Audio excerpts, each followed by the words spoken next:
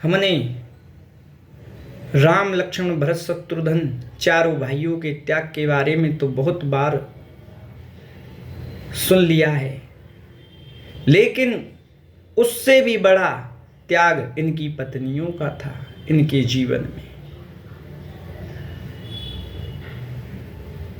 परम अम्बा जानकी श्री सीता जी जो श्री राम की प्रिया थीं, उनको वनवास नहीं हुआ था, ये बात आप सभी जानते हैं। फिर भी मैं आपको दर्शन करा दूं कि केवल कैकेयी मैया ने श्री राम जी के लिए ही वनवास मांगा था, सीता जी के लिए कदापि उन्होंने वन नहीं मांगा था। उन्होंने बस राम को ही वनवास दिया था। तापस बेश विशेष उदासी, 14 वर्ष राम वनवासी।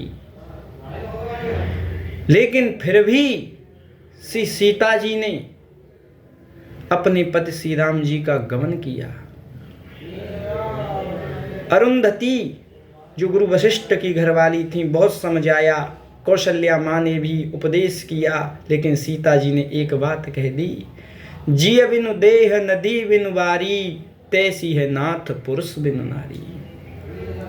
जिस प्रकार बिना जल के नदी का कोई मोल नहीं है, जिस प्रकार बिना जीव के देह का कोई मोल नहीं है, वैसे ही मेरा मोल मेरे श्री राम जी के बिना नहीं है।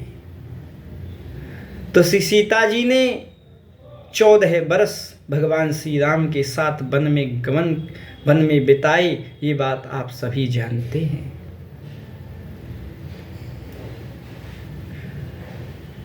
ये भी आप सब जानते हैं कि राम दोबारा से राजा बने, प्रजा में कुछ उत्पाद हुआ, फिर श्री जानकी जी को वनगमन जाना पड़ा।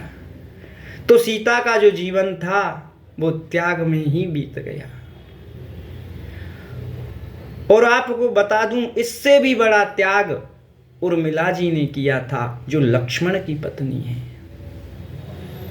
सीता जी को फिर भी अपने पति का साथ मिला, लेकिन उर्मिला जी ने भी यही शब्द लक्ष्मण से कहे। जब लक्ष्मण जा रहे थे ना वन को, तो उर्मिला ने यही बात जो सेम सीता जी ने कही, वही बात उर्मिला जी ने भी कही। लेकिन लक्ष्मण ने कहा, प्रिय, आज हमारा तुम्हारा धर्म कुछ अलग है। तो एक नारी के लिए सबसे बड़ा दुख यही होता है कि वो विवाहित होने पर भी अपने पति से दूर रहे। तो यहाँ उर्मिला जी ने अपने पति लक्ष्मण के कर्तव्य में बाधा न बनकर उल्टे घर पर रहकर उनका बहुत बड़ा सहयोग किया। और कहते हैं, जब लक्ष्मण मूर्छित हो गए थे, मेघनाथ ने उन्हें शक्ति मारकर घायल कर दिया था, और बूटी लेने से हनुमान जी महाराज हिमालय पर्वत पर आए। तो यहाँ बूटी लेकर जब अयोध्या के समीप आए थे, तब भरतलाल ने उन्हें बाण मारकर धरती पर धराशय कर दिया था।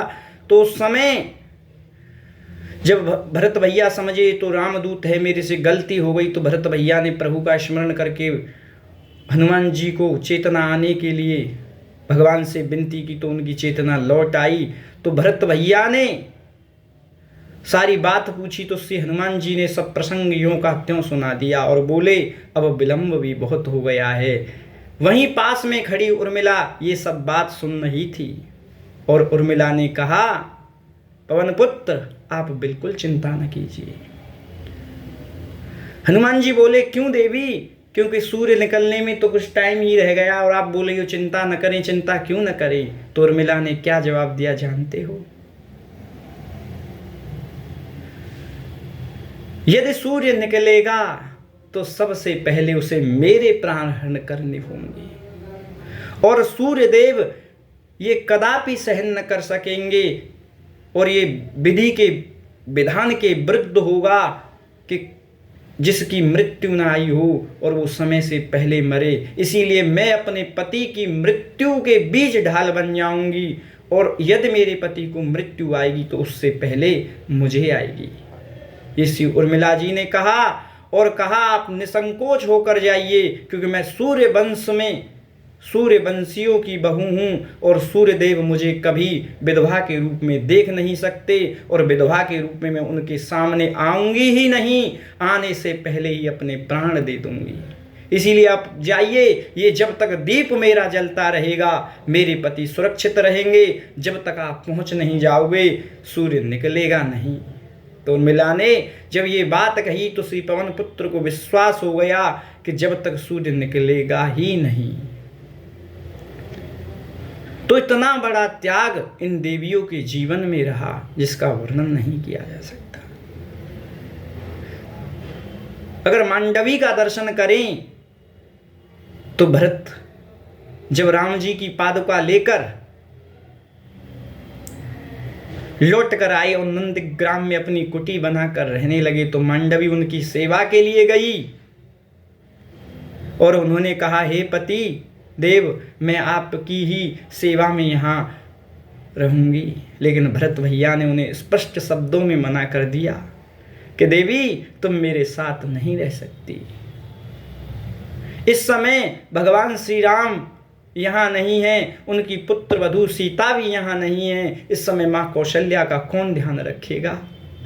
इसीलिए देवी मेरी आपसे विनती है, मेरा आपसे अनुरोध है कि आप जाकर माँ कौशल्या की ही पूजा करें और सेवा करें।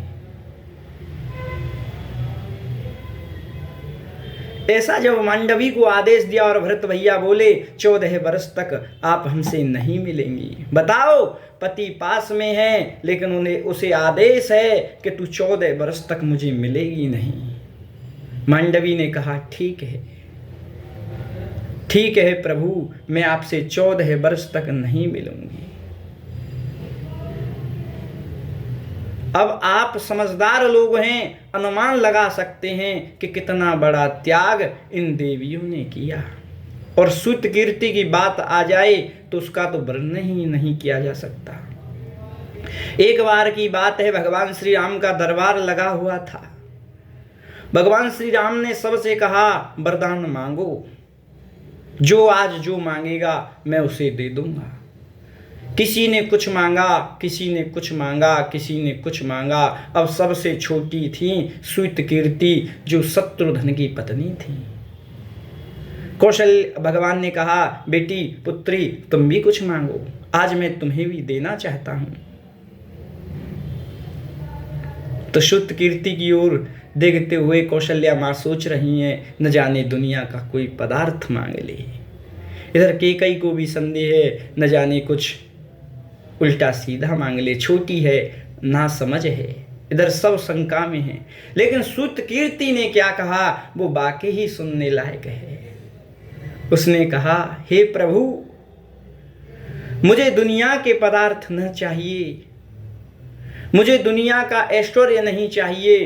तो उस सुत कीर्ति ने कहा, मुझे बस एक ही वरदान दे दो। भगवान श्री राम बोले, बोलो पुत्री बोलो,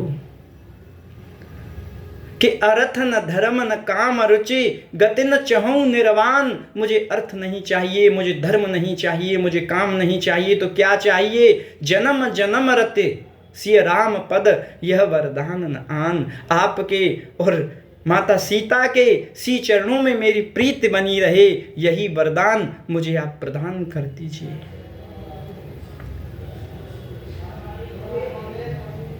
जितने बड़े इन भाइयों के चरित्र हैं उनसे भी बड़े इनकी पत्नियों के चरित्र हैं साहब। इसीलिए किसी ने खूब कहा है कि कोई पुरुष जब बनता है तो उसे बनाने में उसकी नारी का ही हाथ होता है। इसीलिए यत्र नारी पूज्यन्ते तत्र देव रमन्ते। जहाँ स्त्री का सम्मान होता है उस घर पर, उस चौखट पर देवता भी अपना शीश नवाते हैं। जिस घर में स्त्री का सम्मान नहीं वो घर घर नहीं साहब, वो परिवार परिवार नहीं जहां नारी का सम्मान न होता हो। जो जहां पहुंचा और जो जितना भी आगे गया उसमें उसकी स्त्री का बहुत बड़ा हाथ होता है। इसीलिए भाइयों, अपनी नारियों का सम्मान करना सीखो, उनकी बात मानना सीखो। और नारी को भी चाहिए कि वह अपने पति के जो वो करता है, अगर वो सही है तो उसका परिपालन करना चाहिए, यदि गलत है तो उसे समझाना चाहिए। यदि पति 100 रुपये कमाता है तो 80 रुपये ही खर्च करना चाहिए, 20 रुपये न जाने कब बुरा समय आ जाए उसके लिए बचा कर रखना चाहिए।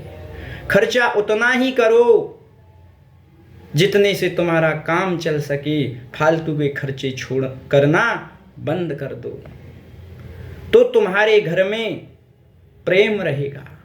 और जब पति पत्नी में प्रेम रहेगा तो समृद्धि, लक्ष्मी, वैभव आपके घर में ऑटोमेटिक आएगा। क्योंकि विभीषण ने कहा है, जहां सुमति तहां संपत्ति नाना, जहां कुमति तहां विपत्ति निधाना।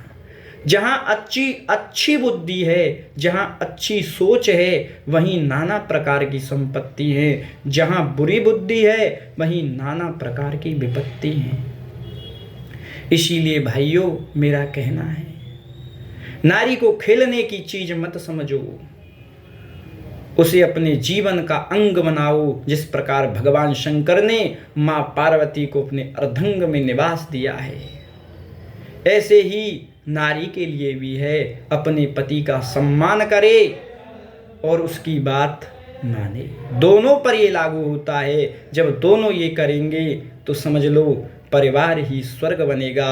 दुनिया में यदि स्वर्ग कहीं देखना है तो बस स्वर्ग उस घर को देख लो, उस घर को समझ लो जहां पति पत्नी आपस में प्रेम से रहते हैं और एक दूसरे के प्रति सब कुछ त्याग करने को तैयार रहते हैं। इसीलिए ध्यान रखना भाई,